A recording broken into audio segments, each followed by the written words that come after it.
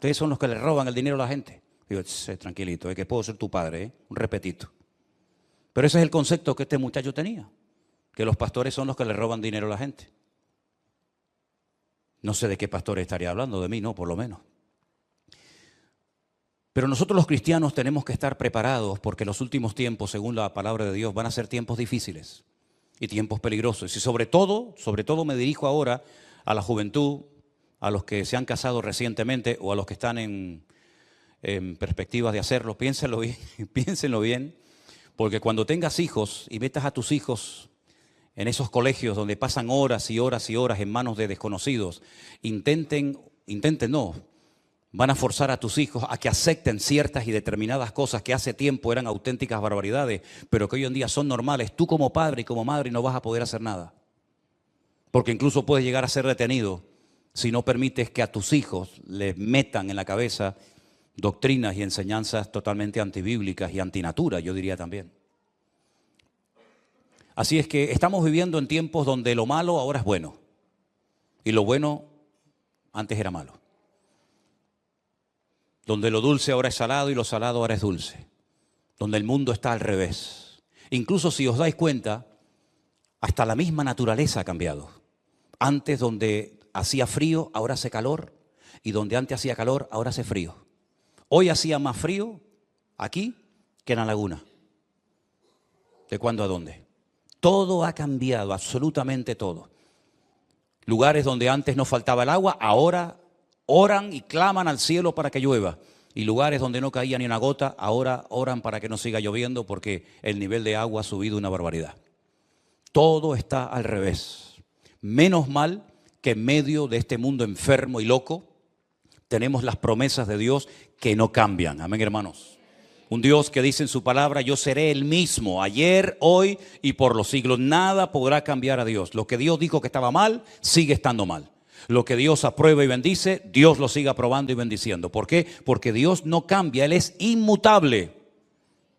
No cambia con las modas, no cambia con las generaciones, sino sigue siendo el mismo. Y una de las cosas que nos dijo el Señor en su palabra es, en el mundo tendréis aflicción, pero confiad, yo he vencido al mundo.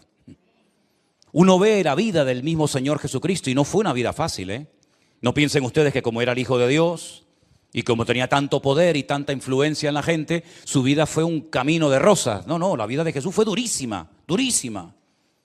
Había gente que lo odiaba y había gente que no paró hasta que lo crucificaron en Jerusalén.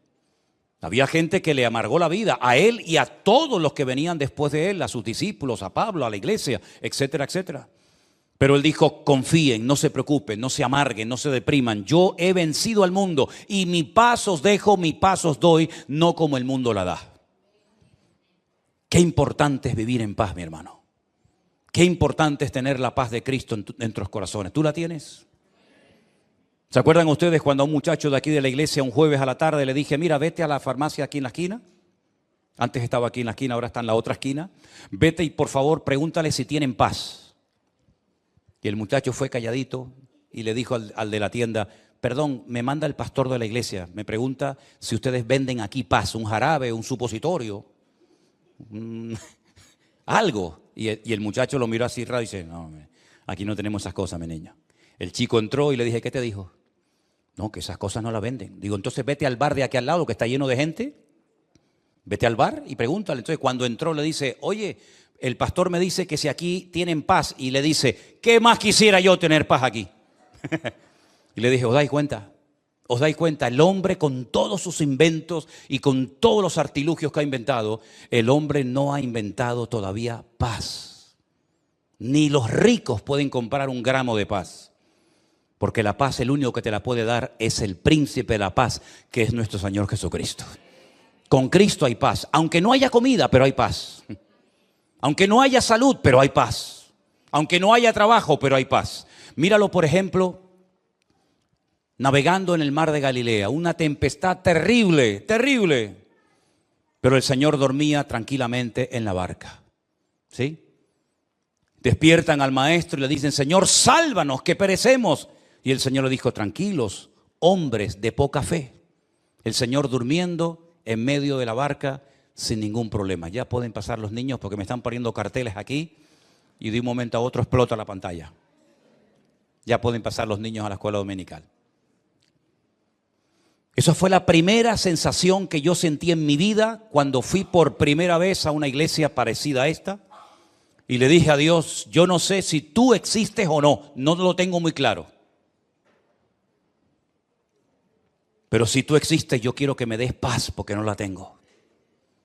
Y desde ese día, creo que tenía 17 años, tengo 61 ahora mismo, ni un solo día la paz de Cristo se ha ido de mi vida. Se han ido otras cosas y han venido otras. Pero la paz de Cristo es permanente. Nada ni nadie te la puede quitar. Tendrás días de abundancia, tendrás tiempos de escasez, te aplaudirán, te cuestionarán, te criticarán, te apoyarán. Todo lo que tú quieras. La vida es cambiante. Hoy el que está arriba, mañana está abajo y viceversa. Pero la paz de Cristo permanece para siempre. Y la Biblia dice que los que confiamos en Dios podremos tener la paz del Señor constantemente en nuestras vidas. Con este concepto de la paz, algo tan importante, quiero llevarles a la misma porción que yo leía esta mañana cuando les compartía la palabra a los hermanos del Puerto de la Cruz. En el capítulo 4 de Timoteo, de 2 de Timoteo, a partir del versículo 6, leemos las palabras de un hombre que sabe que le queda poco tiempo de vida. Sabe que de un momento a otro lo van a matar en una cárcel en Roma. Y él escribe esta carta y se la dirige, se la manda a un joven pastor llamado Timoteo, que está pastoreando una iglesia que él había fundado en la ciudad de Éfeso. Y le dice, yo ya estoy para ser sacrificado. El tiempo de mi partida está cercano. He peleado la buena batalla, he acabado la carrera, he guardado la fe. Fíjate qué cosas tan importantes. He peleado la buena batalla, he acabado la carrera y he guardado la fe. Y el versículo siguiente dice, por lo demás, ya como conclusión, me está guardada la corona de justicia, la cual me dará el Señor, el juez justo, en aquel día, y no solo a mí, sino a todos los que aman su venida. ¿Cuántos dicen amén? Ya se acabaron los viajes, el fundar iglesias, el preparar obreros. El tiempo está cercano y Pablo dice, de un momento a otro acaban conmigo. Un hombre que sufrió una barbaridad por ser cristiano, por ser predicador. Él había sido un perseguidor de los cristianos, ahora lo persiguen a él. Y él sabe perfectamente de que de un momento a otro su vida se acaba. A mí me llama mucho la atención que hay ciertos personajes, bueno, no 2 ni 3, sino unos cuantos, personas de la Biblia que sabían que les quedaba poco tiempo de vida. Incluso hasta llamaban a los hijos y le decían, llámeme a todos los muchachos, llámeme a mis nietos, llámeme a los hijos, porque quiero despedirme de ustedes antes de morir. Y los bendecía, por ejemplo, el caso de Abraham, de Isaac, de Jacob y otros, que sabían que iban a morir. Bueno, me llama la atención sobre todo la vida de Isaac, que dice que está a punto de morir, y le dice al hijo, prepárame 2 cabritos que me voy a morir. No, mandarse 2 cabritos uno solo, y se va a morir, y se come 2 cabritos. Y los bendice, porque sabían que les quedaba poco tiempo de vida. Y ahora el apóstol Pablo dice, me queda poco tiempo, el tiempo de mi partida está cercano, pero quiero dejar constancia de que para mí la vida no ha sido fácil, ha sido una lucha, una batalla tremenda. Y he peleado la batalla y he acabado la carrera, no he tirado la toalla antes de tiempo, sino que me he mantenido firme a pesar de las circunstancias hasta el final. Ah, y una cosa muy importante, y nadie me ha quitado la fe que tenía en el Señor. Amén. Me han quitado trozos de piel de la espalda a latigazos, me han humillado, me han criticado, me han perseguido, me han hecho todo tipo de perrería, pero la fe nadie me la ha podido quitar. Tampoco se la pudieron quitar a los jóvenes que llevaron a Babilonia, ¿se acuerdan? Se los llevaron cautivos a Babilonia, mataron a sus padres, les quemaron el templo, les destruyeron la ciudad, etcétera, etcétera, pero no pudieron robarle la fe de sus corazones. Tampoco a José. Y mira las perrerías que le hicieron a José, Lo vendieron, aunque realmente en el fondo querían matarlo, lo meten en una cárcel, lo acusan de algo que no había cometido, pero él en todo momento mantiene su fe y su confianza en el Señor. Y yo me pregunto, ¿cómo es posible que esta gente de la Biblia lo pasaran tan mal, José, David, Moisés, Pablo, Pedro, etcétera, y no perdían la fe? Y hoy en día te encuentras a hermanos, a cristianos, que pierden la fe tan fácilmente.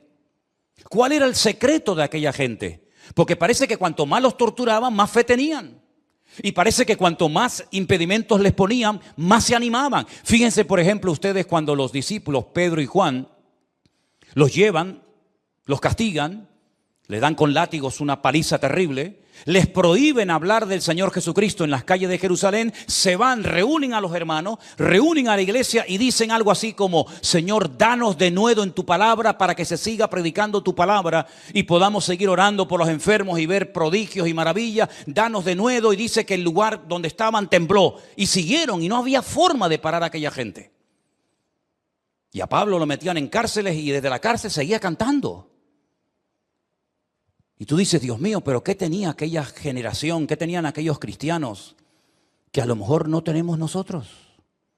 Porque yo veo gente que se va del Señor por una tontería. Porque a lo mejor un día el pastor no lo saludó. O porque un día escuchó una predicación y se sintió, me está hablando a mí, se sintió aludido, ofendido y cogió no vino más. Y yo digo, Dios mío, aquellas mujeres que llevaban a sus hijos en sus entrañas y a otros de pecho y salían a la arena del circo romano y eran despedazadas por fieras y los quemaban. Y Nerón, que se le ocurrió la genial idea de prenderle fuego mientras crucificaba a los cristianos para poder ver cómo las fieras se comían a los cristianos. Y dice que morían cantando, saltando y riendo. Y yo digo, Dios mío, pero ¿dónde está la fe nuestra hoy en día? Porque esta gente pagó un precio terrible. ¿Nosotros qué precio estamos pagando? ¿Qué precio estamos pagando nosotros, cristianos occidentales, cristianos de Europa, por el hecho de ser cristianos, si nadie se mete con nosotros? Mira la iglesia ahora mismo, la puerta está abierta. Aquí no va a venir nadie, que yo sepa, a llevarnos presos, a llevarnos a un campo de concentración, a obligarnos a renegar de Cristo. Nadie se mete con nosotros. No es un delito ser cristiano, puedes venir con la Biblia en la mano o no. Puedes pararte en una calle y decir, oye, que Dios le bendiga. Te pueden llamar loco, pero meterte en la cárcel por eso, pues no. Y sin embargo, a pesar de que lo tenemos todo, si nuestros antepasados levantaran la cabeza dirían, pero ¿de qué se quejan ustedes? Si tienen todo, hasta se quejan de lo que tienen. Y a veces tenemos una fe tan endeble, una fe tan emocional, una fe con tan pocas raíces. Me llama la atención que Pablo no solamente le dice a Timoteo que él ha terminado la carrera, ya ha peleado la buena batalla, ya ha mantenido la fe, sino que también hay un momento en el que a Timoteo le dice, y la fe que tú tienes ahora, primeramente habitó en tu abuela Loida, y después tu abuela se la transmitió a tu madre, a Eunice, y tu madre te la transmitió a ti. Hoy en día hay un empeño, y no es malo, pero se queda corto. Queremos darle a los hijos lo mejor, la mejor carrera, el mejor coche, la mejor ropa, las mejores cosas, el mejor estudio. Está bien, yo no tengo nada en contra de eso. Pero ¿y la fe? ¿Se la estás transmitiendo? Porque en la Biblia los padres le transmitían a los hijos el conocimiento de la Escritura. Y las madres la fe a sus hijos. Porque yo dije esta mañana y estoy convencido de ello, que hay varias formas como puede venirte a ti la fe. Como puede crecer la fe. Por ejemplo, hay un versículo que dice, la fe viene por oír y por oír la palabra de Dios. Lo conocéis, ¿verdad? Ese término, ese verbo, es un término, digamos, polivalente. Se puede traducir por oír o por obedecer, que a mí me gusta más. La fe viene por obedecer y por obedecer la palabra de Dios. Es una forma como viene la fe. Pero hay momentos que te viene la fe y tú ni la has pedido. Es como un don, como un regalo, ¿no? Que el Señor te da. También la fe es como un fruto. Gálatas capítulo 5 dice, el fruto del Espíritu es amor, gozo, paz, paciencia, benignidad, fe, templanza, mansedumbre. Menciona la fe como parte del fruto, es decir, según tú vas avanzando y tú vas creciendo y tú vas madurando, la fe también va creciendo en tu vida. Pero también hay otro tipo, otra forma como te puede venir la fe, que a mí me gusta mucho esto. Y es por imitación. Por imitar la fe de otro. Por ejemplo, la carta a los Hebreos, cuyo autor no sabemos, dice, imitad la fe, ¿de quién? De vuestros pastores. Ese versículo está en tu Biblia y en la mía también. Imitad la fe de vuestros pastores. Yo quiero tener la fe de este hombre. ¿Cómo reacciona este hombre, esta persona, cuando tiene problemas, cuando tiene luchas, cuando tiene críticas? cómo reacciona, cómo se comporta su fe, qué tipo de fe tiene esta persona. Y dice la Biblia, imítalo. Es como los niños pequeños. Ahora, por ejemplo, estaba mi nieto Adriel por ahí, ¿y qué hacía? Tocaba las palmas. Él no nació tocando las palmas, lo ha visto y entonces copia lo que ve. Y estaba haciendo así, levantaba las manos, no sé a quién, pero las levantaba. ¿Por qué? Porque ve a los demás que levantan las manos. Hacen las cosas por imitación. Pero es que en el mundo espiritual hay cosas positivas que pueden venir a tu vida por imitar. Por ejemplo, cuando yo escuchaba al pastor con el que yo me convertí a predicar, yo decía, yo quiero ser como él. Después prediqué mejor que él, Pero yo quería imitarlo. Y al principio me decían, oye, oímos a Manolo y oímos a este y los dos son iguales, predican igual. Hasta hubo una época que me quería vestir hasta como él. Fíjate tú lo bobo que era. Hasta que uno ya desarrolla su estilo y todo eso, ¿no? Pero era por imitación. Y yo aprendí a orar oyendo a la gente en la iglesia orar, porque me daba mucha vergüenza orar en la iglesia. De hecho, yo decía, no, a mí no me llamen porque me daba mucha vergüenza. Y aprendí a cantar oyendo a los demás cantar. Y aprendí a tocar la guitarra viendo cómo ponía el otro el dedo y yo intentaba ponerlo. Y yo aprendí muchas cosas por imitación. Hasta que después ya, lógicamente, uno crece y madura en la vida, ¿verdad? Entonces, si te falta fe, mira a tu alrededor quién es la persona que te puede dar un ejemplo de fe, imítalo a él. Si no sabes cómo orar, escucha cómo oran los demás y tú, más o menos, también puedes aprender. Si te gusta predicar la palabra y no sabes cómo se hace, escucha a los que predican la palabra y mira cómo empiezan, cómo terminan, cómo se van de un tema a otro, cómo buscan la lectura. Es decir, hay cosas que vienen por copiar, por imitar, y ya después no te preocupes, ya después tú tendrás tu propio estilo y tu forma. Entonces la Biblia nos enseña que la fe de Timoteo la tuvo su abuela y se la transmitió a su madre y después su madre se la transmitió a él. Porque esa era la obligación de las madres, no de los padres. Las madres transmitían la fe a sus hijos y los padres el conocimiento. Ahora bien, ¿qué conocimiento le va a transmitir un padre del Señor a su hijo si el padre no estudia ni lee la palabra? Pues le hablará de fútbol, le hablará del Tenerife, le hablará de pesca, le hablará de lo que quieras, pero de la Biblia no puede. Pero bíblicamente el padre transmitía el conocimiento bíblico a sus hijos. Fíjate qué responsabilidad. Y una madre que está todo el día quejándose, todo el día depresiva, todo el día amargada, todo el día gritando, todo el día echándole la bronca al marido, a este y al otro, ¿qué fe le va a transmitir a sus hijos? Ninguna. Pero que tus hijos, ahora que son pequeños y están bajo tu techo, que puedan ver cómo mamá oraba y cómo papá leía la palabra. Y entonces entre los dos se complementaban para producir, permítame el término, un hijo maduro, firme y estable en las cosas del Señor. ¿Te das cuenta? Entonces Pablo felicita a Timoteo por la fe que tenía, pero después la fe tú tienes que desarrollarla y tienes que cultivarla, porque en la Biblia no todo el mundo tenía la misma fe, como tampoco en esta iglesia. En esta iglesia no todos tenemos el mismo nivel de fe. La Biblia dice que había seguidores de Cristo que tenían poca fe. Por ejemplo, te acabo de poner un ejemplo, cuando Jesús calma la tempestad en el mar de Galilea y todo vuelve a la calma. Les dice el Señor a sus discípulos, ¿por qué dudasteis, hombres de poca fe? Y aquel centurión que vino a pedirle ayuda, misericordia al Señor por un criado que tenía enfermo, el Señor le dijo, en todo Israel no encontraba a nadie que tenga tanta fe como este hombre. Es decir, hay muchos niveles de fe en la Biblia. Dice la Biblia que la fe de Timoteo, lo dice textualmente el texto, dice que era una fe auténtica, genuina. Una fe no fingida, dice la versión Reina Valera del 60. Es decir, hay muchos tipos de fe. Hay una fe natural. ¿La fe natural qué es? Pues chicos, la fe que tienes cuando te montas en el ascensor con la fe de que no se va a caer. La abuela, una abuela que yo tuve, la madre de mi padre, un día se cayó de una altura muy grande porque abrió la puerta del ascensor y la inercia la llevó y el ascensor no había llegado y se cayó y no se mató de milagro. Y los que nos montamos en avión, ¿usted conoce al piloto cuando va a viajar? ¿Usted sabe si está casado o soltero? Usted va a la cabina y dice, perdón, una preguntita. ¿Usted es cristiano o es ateo? ¿Me puede enseñar el carnet, por favor? ¿Me puede enseñar su título? ¿Usted se monta en el avión con la fe natural de que el avión no se va a caer? ¿O usted se montaría en un avión sabiendo que se va a caer? Eso no es fe, eso es ser bobo. ¿No? Hay una fe natural. Y cuando usted coge el coche en la carretera, si yo sé que me voy a matar en la carretera, pues no me monto. Hay una fe natural que todo ser humano tiene. Y cuando uno va por la calle no va mirando a ver si te van a tirar una maceta en la cabeza. Hay una fe instintiva, una fe natural, ¿verdad? Hay una fe natural que dice que cuando usted termina de trabajar, llega el patrón y le paga su sueldo. Eso es fe, es una fe natural. Pero esa fe no sirve para mover montañas espirituales. Esa fe no sirve para obtener resultados en el mundo espiritual. Hay otro tipo, otro nivel de fe, que es la fe bíblica, la fe que el Señor nos da. Y Pablo dice que esa fe a él nadie se la pudo quitar. Aunque le dieron palos, aunque lo apedrearon, aunque fue náufrago, aunque estuvo en la cárcel, nadie le pudo quitar la fe de su corazón. Porque la fe no estaba fundada en emociones, no estaba fundada en sentimientos, no estaba basada en circunstancias, en hombres, estaba basada en Cristo. Y Cristo es la roca sobre la cual podemos edificar nuestras vidas. ¿Cuántos dicen amén? Si usted no edifica su vida sobre Cristo, ¿sobre qué la está edificando? Podemos tomar buenas decisiones en la vida y malas decisiones. Pero lo importante es decir, Señor, yo tengo un fundamento, yo tengo una roca en mi vida, que cuando vengan los problemas, cuando vengan las circunstancias, yo voy a permanecer firme porque yo sé en quién he creído.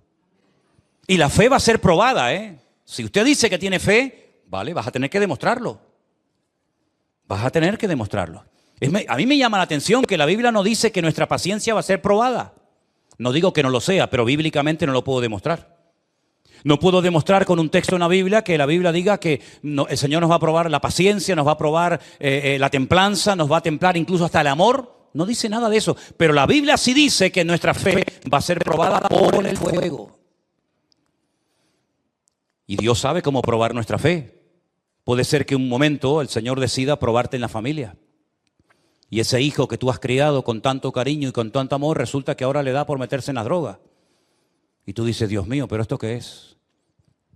O resulta que ese trabajo que has tenido toda la vida, donde te has sacrificado y has dejado años de tu vida, ahora resulta que te echan a la calle como una pieza, como un mueble viejo, porque ya no pueden usarte y sacarte más el jugo.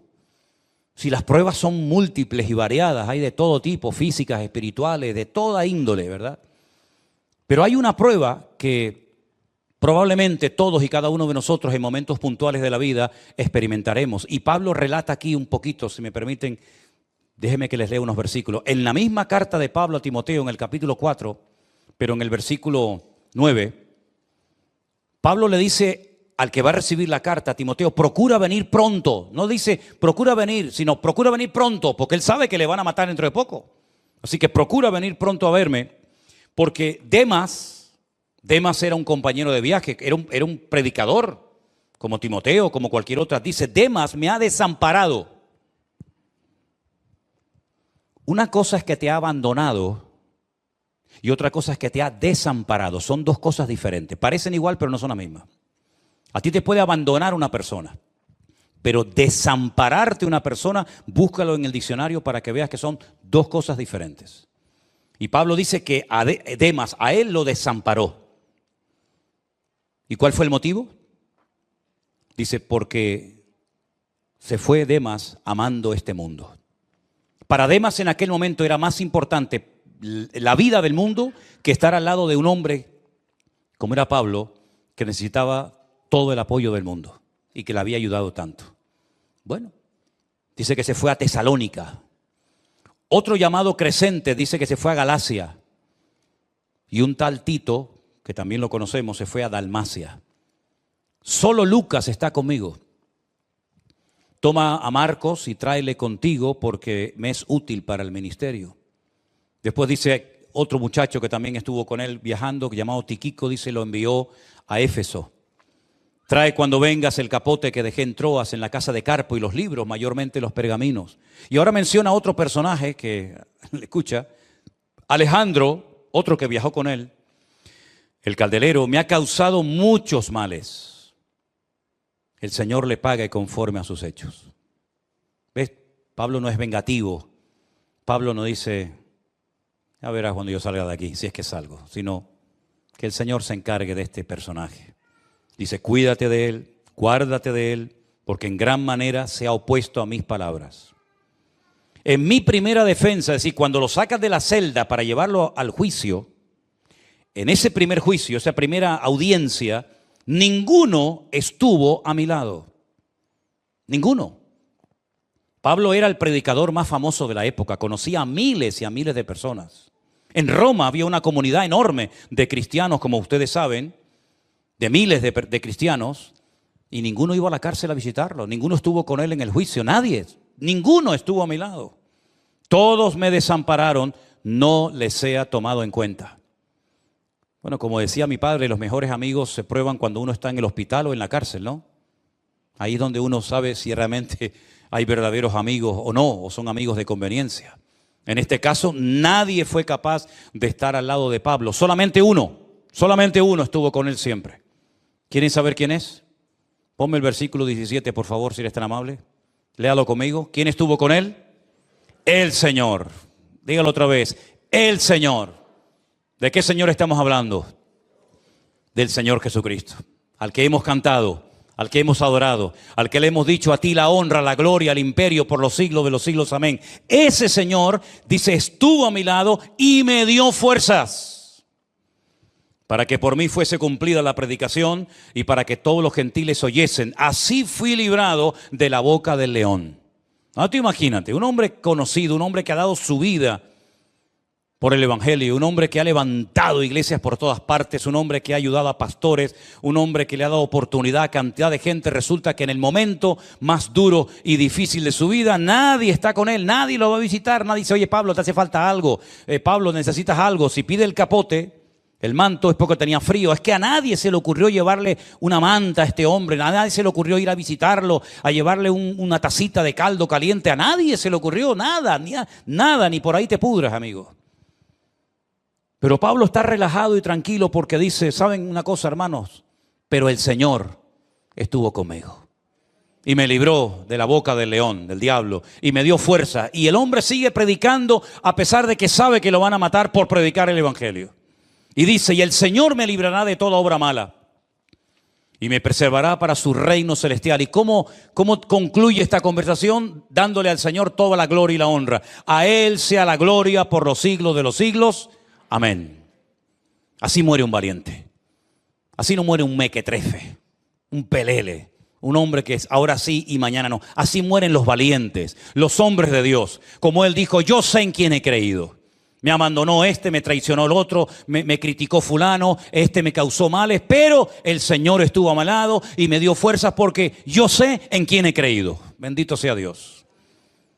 Y esa es la fe que nos va a ayudar a sobrevivir en estos tiempos. Esa es la fe que necesitamos todos, los casados, los solteros, los mayores, los jóvenes. Esta es la fe que necesitamos urgentemente para poder vivir una vida cristiana victoriosa. Para poder discernir si el tiempo que estoy invirtiendo con alguien, escúchalo bien, o con algo, merece la pena. No te encariñes, no te enamores, no pierdas el tiempo con lo que no es de Dios, porque te vas a llevar una desilusión. Y hay heridas que es muy difícil que se curen, aunque pase mucho tiempo. A mí me llama la atención, y lo dije esta mañana, y es algo que llevo días y bueno, meses diría yo, dándole vueltas a todo esto en mi corazón, levantándome a veces muy temprano de madrugada y dándole vueltas a todo esto, porque a mí, y perdonen que insista, pero es que necesito insistir en esto, me llamó poderoso. De hecho, si después quieren verlo, mi Biblia subrayé esa parte cuando Pablo dice: he peleado la buena batalla. La buena, no la mala, la buena. Y yo le preguntaba al Señor, y decía: Señor, ¿hay batallas malas? Como cristiano, ¿hay batallas en las que no tenemos que meternos nunca? Claro que sí. Hay batallas donde puedes perder la vida. Hay batallas de las que puedes salir herido para siempre. Hay batallas en las que puedes arrastrar a tu familia y a tus seres queridos y que pierdan la vida. Hay batallas en las que es mejor que no te metas. Estoy hablando metafóricamente, ¿sí? Hay batallas en las que no pierdas el tiempo, no te ilusiones, no te encariñes, porque la vas a perder, porque no está el Señor en esa batalla. Porque cuando peleamos por algo o por alguien donde el Señor está, bendito sea Dios, lloramos, sufrimos, lo que haga falta, porque sé que en esa batalla, porque sé que en ese esfuerzo Dios está conmigo. Sea hijo, sea marido, sea esposa, sea lo que sea. Cada uno sabrá a lo que me refiero. Pero hay otras batallas que mejor que te salgas corriendo cuanto antes. Y permítame poner algunos ejemplos, porque yo le decía al Señor, Señor, enséñame, yo quiero aprender de ti. Yo no tengo pastor. Yo no tengo pastor hace 40 años. Yo necesito que tú me enseñes y que tú me hables. Y ahora que no hay ruido de coche, ni de semáforo, ni de ambulancia, ni nada, sino aquí tranquilito, solo tú y yo, enséñame, Señor, háblame de tu palabra. Y el Señor me da palabra y me enseña. Así es como el Señor me pastorea a mí. Y yo empecé a hacer una lista y Él me venía a este pasaje, vete aquí, vete allá, lee esto, apunta a lo otro. Y tengo listas enormes de nombres, de lugares, de capítulos, de versículos, de batallas malas. Batallas que fue un desastre haberse metido en ellas. ¿Te acuerdas cuando el otro día hablaba de que los filisteos le dijeron al rey de Filistea, no lleves a este porque este no es de nosotros y este se nos va a volver en contra en la batalla? ¿Se acuerdan ustedes? Bueno, David no fue librado milagrosamente, pero los filisteos sí fueron a la batalla. ¿Te acuerdas? David se fue a su casa, que por cierto se la encontró quemada, destruida, se habían llevado a la mujer, a los hijos, pero los filisteos sí fueron a la batalla. Y cuando uno sigue leyendo, ¿y a qué batalla fueron? Fueron a pelear contra Israel y contra el rey Saúl. ¿Y qué pasó ese día? Que Saúl murió. Se suicidó. Saúl, viendo que había perdido la batalla, se echó sobre su espada y, como aquellos samuráis japoneses en la Segunda Guerra Mundial, se quitó de medio. Y a su hijo Jonatán, que era un chico excelente, una persona maravillosa, el íntimo amigo, la mano derecha de David, lo mataron, y al otro, y al otro, y al otro. Una batalla en la que Dios no estaba. Porque dice la Biblia que hacía mucho tiempo que Dios se había apartado de la vida de Saúl. Él creía que podía hacer lo que le daba la gana y no pasaba nada. Te equivocaste, amigo. Ese día perdiste la guerra porque Dios no estaba contigo en esa batalla. Y lamentablemente Jonatán, que no sé qué hacía allí, se equivocó de día, se equivocó de lugar, se equivocó de batalla, también lo mataron a él. Por haber ido con la persona equivocada, al lugar equivocado, en el día equivocado. Perdió su vida antes de tiempo. Cuando le llega la noticia al rey David, David se vuelve loco y empieza a gritar, Jonatán, Jonatán, amigo mío, etcétera, etcétera. Una mala batalla. ¿Para qué vas a una guerra donde Dios no va contigo? Jeremías tuvo 40 años diciéndole al pueblo, arrepiéntanse, no se les ocurra hacerle la guerra a los caldeos porque la van a perder. No porque sean más fuertes que ustedes, no, sino que ustedes están mal. Ustedes están en pecado, viven en desorden y Dios no va a bendecir vuestros esfuerzos. No le hicieron caso, pelearon contra Nabucodonosor, perdieron la guerra, murieron miles de personas. Muchos niños se quedaron sin sus padres, mujeres sin sus maridos. El templo lo queman, lo saquean, lo destruyen, las murallas, Jerusalén, los llevan al cautiverio. Un desastre. ¿Por qué? Porque fue una mala batalla. ¿Qué le decía Jeremías? Ríndanse, busquen al Señor, pídanle perdón, pónganse en orden. Y si no lo van a hacer, si no quieren obedecer al Señor, por lo menos ríndanse al enemigo para que el enemigo tenga piedad y clemencia de ustedes. Pero ni una cosa ni otra. Fue una mala batalla. La batalla del año 70 después de Cristo en Jerusalén, cuando Tito es mandado por su padre, el emperador Vespasiano, y le dice, tráeme todo el oro y los tesoros del templo. Se ponen a pelear, ¿verdad? Los celotes se ponen a pelear a aquellos judíos cuando el Señor dijo, no quedará piedra sobre piedra que no sea destruida. No hacen caso a la palabra, no se convierten, siguen R que R con su desobediencia, pierden la guerra. 1 millón de judíos perdieron la vida en Jerusalén en el año 70 después de Cristo. Mira, todavía ni se han recuperado de aquella guerra. Y estamos en el 2023 y aquella guerra fue en el 70 después de Cristo. Todavía en tantos siglos no han podido levantar el templo. Todavía no han podido ni siquiera dominar el monte de las mezquitas en Jerusalén. Todavía no se han recuperado de aquella pérdida. Y Jerusalén nunca más volvió a hacer lo mismo porque pelearon una mala batalla. ¿Te das cuenta? Entonces tú pregúntate, ¿por qué estoy yo luchando en la vida? ¿Con qué me estoy yo encariñando y entreteniendo? ¿Es una buena batalla? Gloria a Dios, pelea, el Señor te va a dar la victoria.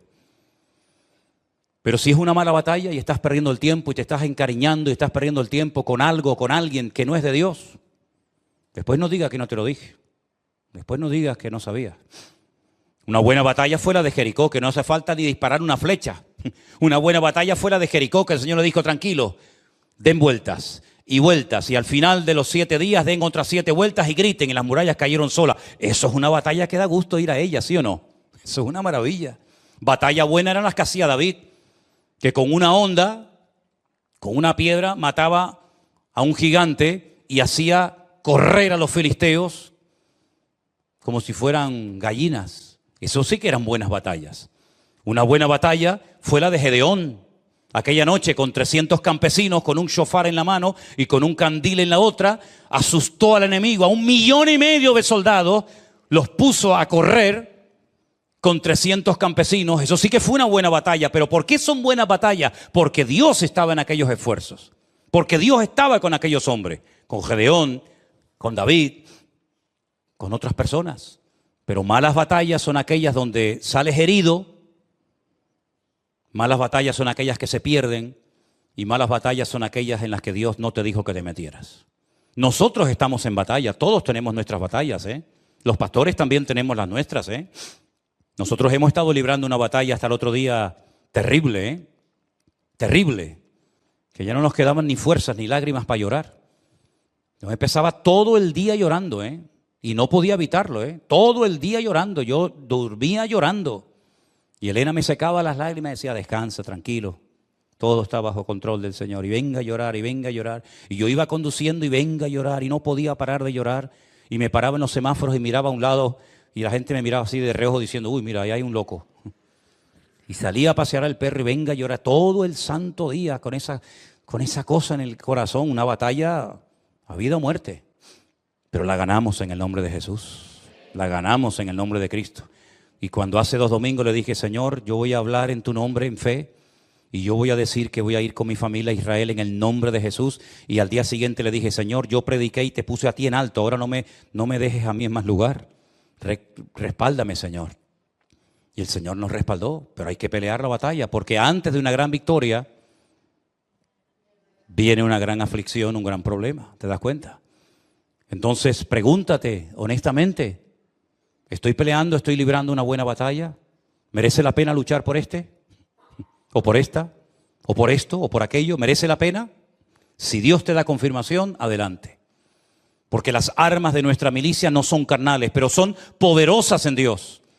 Para destruir fortalezas, argumentos, derribar altivez, llevar pensamientos a la obediencia de Cristo. En fin, ya saben todo eso.